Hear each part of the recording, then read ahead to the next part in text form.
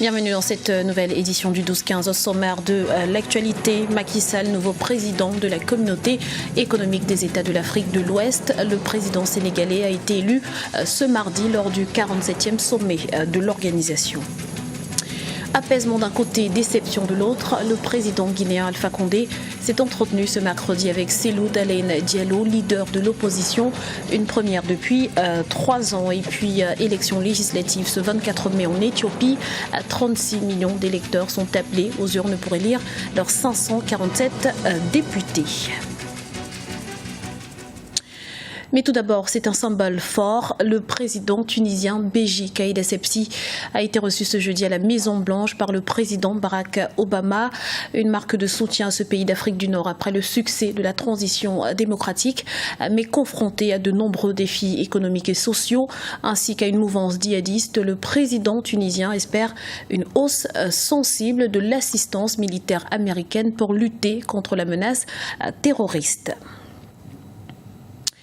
Le 47e sommet de la CEDEAO a pris fin le 19 mai 2015 au Ghana.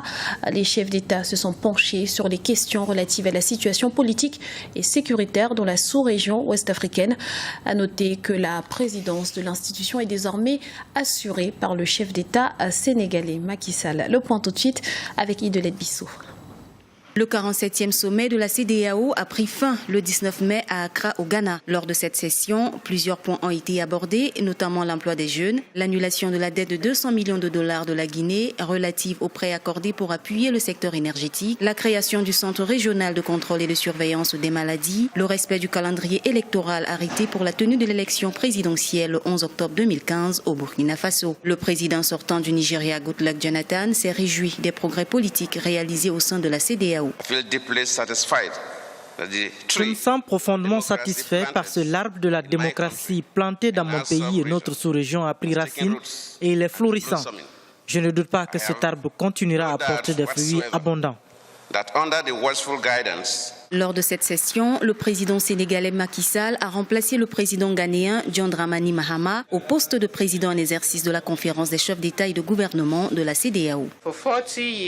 Depuis 40 ans, la CEDEAO a lentement mais sûrement construit une réputation crédible de compétences dans le domaine de la paix, du développement et de l'intégration économique dont nous pouvons tous en être fiers. Au cours de cette 47e session, les dirigeants ouest-africains ont également approuvé la prorogation du 1er juillet au 31 décembre 2015 du mandat de la mission de la CEDEAO en Guinée-Bissau. Les États ne se sont pas accordés sur la proposition visant à inscrire dans les textes de la CEDEAO le principe de la limitation à 2 du nombre de mandats présidentiels. Consultation nationale en République du Congo. Le président Denis Sassou Nguesso a entamé ce mercredi 20 mai une série d'entretiens avec les forces vives de la nation. Un dialogue longtemps réclamé pour trancher notamment sur la question de la réforme constitutionnelle. Mais l'initiative du président congolais fait débat. L'opposition pointe du doigt une manœuvre politique. On écoute à ce propos Marcel Guitoukuru, président du Congrès du peuple. Lorsque le président Sassou Nguesso fait adopter la constitution actuelle, il n'est sans ignorer que lui-même, et personne ne lui a mis un couteau sur la gorge, a fait mentionner 3 verrous dans cette constitution. Premier verrou, article 57, l'âge du candidat, 70 ans, pas plus. Deuxième verrou, article 58, 2 mandats, pas plus. Troisième verrou, article 185, qui disent on peut modifier la constitution sans toucher sur ce qui fonde l'alternance démocratique, c'est-à-dire le nombre de mandats. Donc, sa question constitutionnelle, si c'est un référendum sur la question constitutionnelle, je ne trouve plus l'intérêt pour le peuple congolais et les patriotes et les démocrates de mettre en doute la Constitution, de mettre en doute les valeurs démocratiques du pays pour donner la possibilité à M. Sassou Nguesso de sortir par le haut en disant « Je suis un démocrate, j'ai donné la parole aux Congolais ». C'est pas vrai. C'est de la manipulation et moi je n'aimerais pas que le peuple congolais tombe dans cette manipulation. La rencontre tant attendue entre le président Alpha Condé et Cellou Dalein Diallo a finalement eu lieu ce mercredi en Guinée. Un face-à-face qui avait pour objectif de sortir de l'impasse politique à l'approche de l'élection présidentielle d'octobre prochain, mais qui ne semble pas avoir porté ses fruits. Explication avec Iparat Ndiaye. Cellou Dalein Diallo, déçu de sa rencontre avec le président Alpha Condé. C'était un rendez-vous très attendu en Guinée. Le chef de l'État, Alpha Condé, a reçu ce mercredi 20 mai au palais présidentiel le chef de file de l'opposition, Cellou Dalein Diallo. Au menu des discussions, la crise politique qui secoue le pays depuis plusieurs mois, notamment le calendrier électoral. Pour les autorités, le retard des élections s'explique par plusieurs facteurs, notamment la maladie à virus hémorragique Ebola qui a pénalisé le pays pendant plusieurs mois. Je suis là pour t'écouter. Je vais confronter tes propositions et observations à celles de la mouvance présidentielle et moi.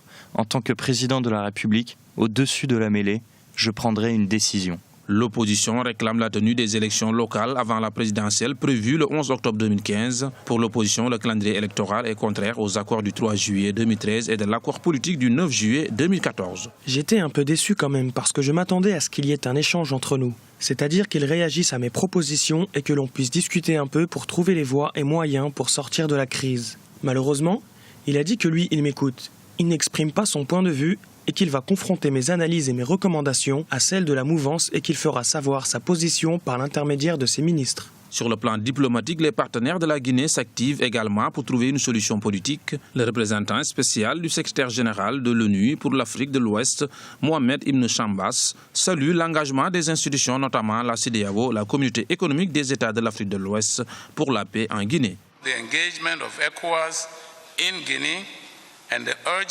Je me félicite de l'engagement de la CEDEAO en Guinée et de l'appel urgent pour le dialogue politique et des solutions négociées à travers le travail du Bureau des Nations Unies pour l'Afrique de l'Ouest.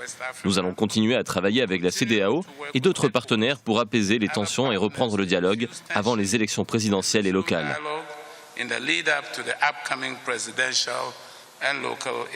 La composition de la CENI, la Commission électorale nationale indépendante, est également une autre pomme de discorde entre la majorité présidentielle et l'opposition. Cette dernière, qui n'a que 3 représentants sur 25 au sein de cette commission électorale, réclame une refonte de l'institution. Dans l'actualité également, le Maroc multiplie les canaux diplomatiques avec le reste du continent. Le roi Mohamed VI a entamé ce 20 mai une nouvelle tournée africaine, la 3e en 3 ans, en vue le renforcement de la coopération sud-sud via la signature de nouveaux accords de coopération. Et après le Sénégal ce mercredi, le souverain marocain doit se rendre en Côte d'Ivoire, au Gabon et en Guinée-Bissau. Les élections législatives se profilent en Éthiopie. Plus de 36 millions d'électeurs seront appelés aux urnes ce 24 mai pour élire leurs représentants au Parlement. Un scrutin crucial au moment où une partie de la population s'estime délaissée par les autorités. Le point avec Ibrahima Djoumaba. En Éthiopie, environ 36 millions d'électeurs sont appelés aux urnes le 24 mai prochain pour les élections législatives. La préoccupation des électeurs reste la pauvreté.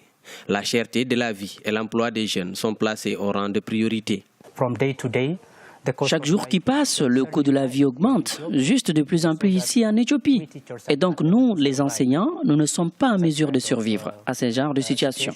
Nous souffrons vraiment beaucoup. Ça, je peux le dire. Le montant du salaire est juste incomparable par rapport au coût de la vie ici. Par exemple, le loyer de la maison est si élevé et je ne peux pas me le permettre. Voilà pourquoi la vie est si difficile. Depuis quelques années, l'Éthiopie affiche une croissance de 9% par an. L'État s'est lancé dans la réalisation d'infrastructures modernes.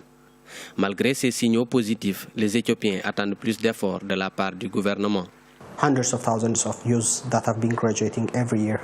Des centaines de milliers de jeunes qui terminent leurs études chaque année, diplômés des universités d'État, ont appelé le gouvernement à créer davantage d'opportunités d'emploi.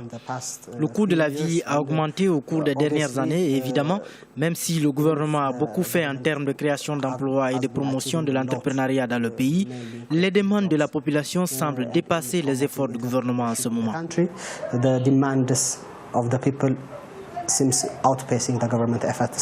57 partis d'opposition vont participer aux élections du 24 mai prochain. Le Parlement éthiopien compte 547 sièges. Le Front démocratique révolutionnaire du peuple éthiopien est au pouvoir depuis 1991. C'était le journal de la rédaction. Nous vous remercions pour votre fidélité. Retrouvez dans un instant une nouvelle édition de l'information sur Africa 24.